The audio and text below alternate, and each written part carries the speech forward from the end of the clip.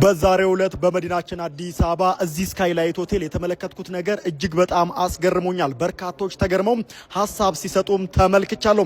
የኢትዮጵያ አየር መንገድ የሼባ ማይል የጎልድ አባል የምትሆኑበት እድልም አንድ ድርጅት ይዞላችሁ መጥቷል። ምንድነው? የዛሬው ስምምነትስ ምን ይመስላል?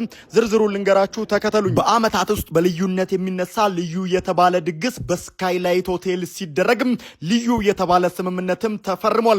በኢትዮጵያ አየር መንገድና በአኮያ ፕሮፐርቲስ መካከል የሼባ ማይልስ ስምምነት የተደረገ ሲሆን ከሚገነቡት ከአኮያ ፕሮፐርቲስ ቤት ለሚገዙ ሰዎች የሼባ ማይልስ ሽልማት ይሰጣል ተብሏል።